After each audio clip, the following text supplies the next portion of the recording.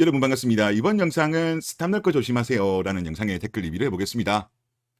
이전부터도 스탑 넣을 거는 많았는데 이제 지금부터는 엄청나게 많아질 것 같아요. 결혼 전까지는 조신한 척 하다가 결혼한 이후에 돌변하는 그런 사연들이 정말 많습니다. 최근에도 블라에 그런 사연이 하나 올라왔는데요. 현대차 다니시는 분입니다. 결혼 2년 차라고 하고 이혼 생각이 머릿속에서 떠나지를 않는다고 합니다. 결혼 준비 기간부터 파혼을 생각하다가 매몰 비용 때문에 또 완벽한 사람은 없다는 생각에 결혼까지 결국 하고 지금까지 살고 있습니다.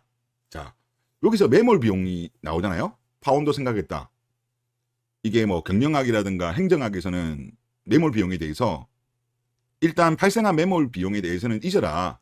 그리고 그 이후에 비용과 이익을 가지고 어느 게 더 나은가를 생각해서 최종적인 의사결정을 내리라고 하잖아요. 근데 이분 같은 경우는 매몰 비용 때문에 결국은 결혼했다. 벌써 결혼 전에 조상신이 왔다 갔다는 거죠. 이거는 정말 큰 실수를 한 겁니다. 이어서 아직까지도 이혼하고 싶다는 생각이 없어지질 않는다. 이제 곧 시험관도 하는데 애까지 생기면 이제는 갈라서기 더 어렵겠지. 시험관 이야기 나오는 거 보니까 여자 나이도 꽤 많은 것 같아요. 자연 임신이 안 되니까 이렇게 하는 것 같고, 짧은 연애 기간 동안 서로 안 맞는 점 때문에 다투기도 했지만 자기가 수업 연구한 내용들 얘기해주면서 보람차하고 조사라고 합니다. 반애기들 귀엽다고 하던 모습에 본인의 직업의 프라이드를 가지고 있는 참 멋있는 여성이라고 생각했고, 전략만 하고 재테크에 소극적인 나랑 다르게 주식에 관심이 많고 스터디까지 참석하는 적극적인 모습에 똑똑한 사람이라고 생각했다.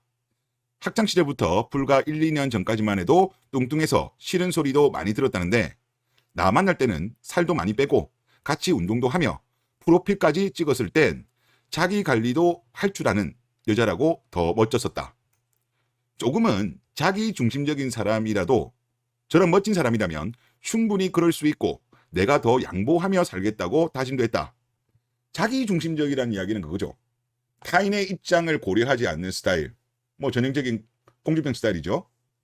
이거를 결혼 이후에 양보하면서 살겠다. 대단하신 분입니다. 그런데 결혼하고 나니 내가 좋아했던 모습이 사라져간다. 이제 스탑 넣고 해제한 거죠. 자기 일에 보람을 느끼던 사람은 어디 가고 매일매일 불평불만을 얘기한다.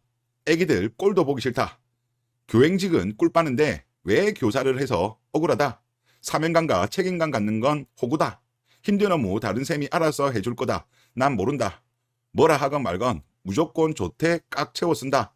애들 수업은 그냥 대충 인디에 올라온 자료로 때우거나 영상이나 보여주란다. 직업의식도 없네요. 이거는 아니죠 정말. 그리고 적성에 안 맞아서 그만두고 파워블로그나 인플루언서 준비해 볼 거다. 피임 중인데도 앞으로 2세 계획이 있으니 스트레스 안 받게 미리 휴직을 쓰겠다고 한다. 일 그만두고 그냥 전업주부로 꿀 빨고 싶다는 거죠. 그리고 2세 계획을 준비한다. 더군다나 이제 자연 임신이 안 되니까 시험관을 준비한다. 참 안 좋은 케이스로 가고 있네요. 그리고 재테크에 적극적이고 똑똑한 줄 알았던 모습은 없고 스터디나 오픈 카톡방에서 들은 얘기들로 무조건 오른다며 투자한다. 국제정세, 산업분위기, 기업의 재무구조 이런 거에 관심이 없다. 몇 개월 정도 수익을 보다가 생각대로 안 되니 꾸준히 공부해보는 게 아니라 그냥 숫자에 약하다며 손절치고 주식에 관심을 끊는다. 물린 거겠죠. 비자발적 장투. 결과적으로 결혼할 때까지 모은 돈은 6년 직장 생활 동안 2천도 안 되었다. 투자 실패도 있을 거라고 보긴 합니다만은 소비 습관에도 문제가 있지 않았을까라는 생각이 좀 많이 들어요. 이어서 재테크는 부동산이라며 수십만 원짜리 강의를 결제해달라고 할 때 반신반의했지만 결국 임장 한 번을 안 가고 각종 과제들도 다 내가 대신해줬다. 결국 재테크는 머리 좋은 여보가 하라며 남은 강의권을 나에게 넘긴다. 그러니까 처음에는 주식 하다가 주식 잘 안 되니까 부동산으로 넘어갔고 또 부동산으로 넘어갔는데 머리 아픈 거야. 부동산 관련된 것도 공부하려고 하면 민법도 알아야 되고 좀 건축법이라든가 이런 것도 알아야 정말 제대로 된 투자를 할 수 있는데 그런 거는 귀찮으니까 그냥 남편한테 떠넘기는가 봐요. 자, 과거의 비만을 극복하고 자기 관리에 성공했던 아내는 결국 다시 돌아가고 있다. 원래도 몸무게에 매사 민감했는데 10kg가 넘게 찌면서 먹는 것과 몸무게에 더욱더 민감하다.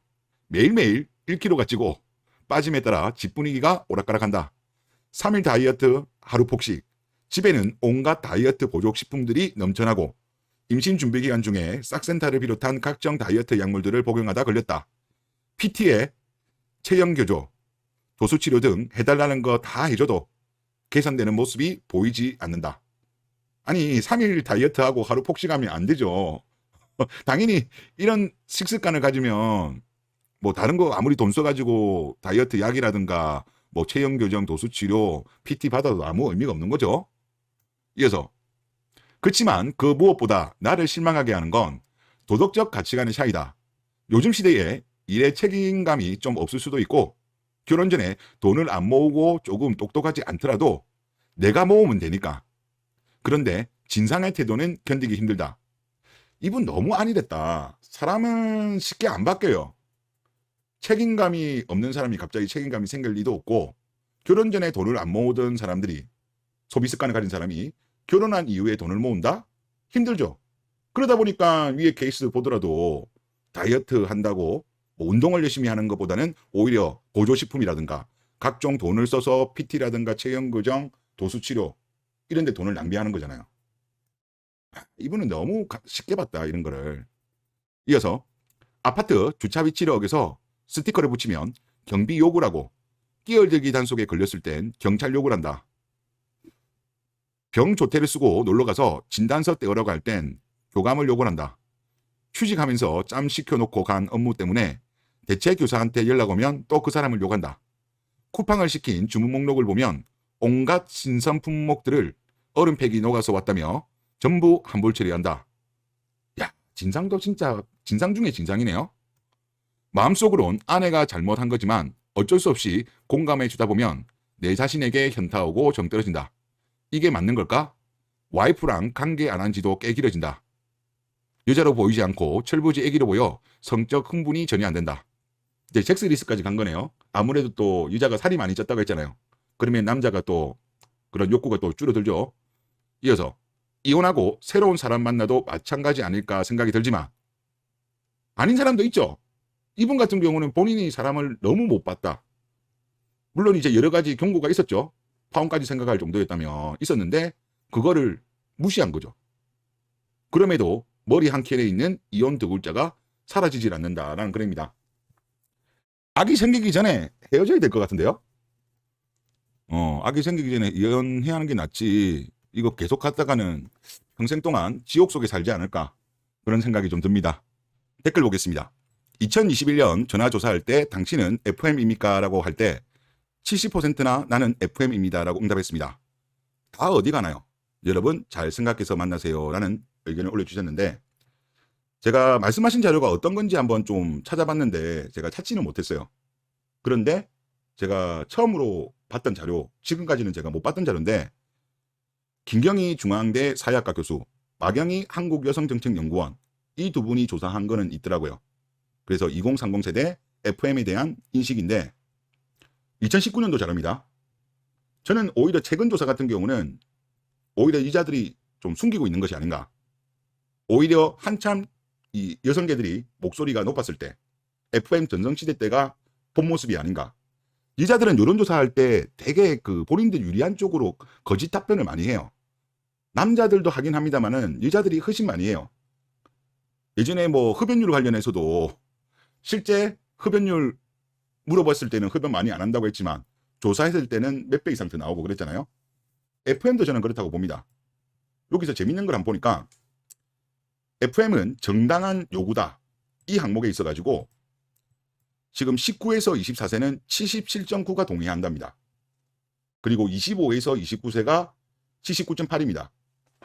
그러면 4년 전이면 지금 25에서 29 이 나이대가 지금 보면 뭐 29에서 33이겠죠. 요즘 결혼하려고 하는 나이대가 여기잖아요. 그러면 여기에 10명 중에 8명은 FM에서 주장하는 게 정당하다라고 생각하는 거예요. 이들이 4년 뒤에 생각이 바뀌면 얼마나 많이 바뀌었을까요? 속마음은 숨기고 있겠죠.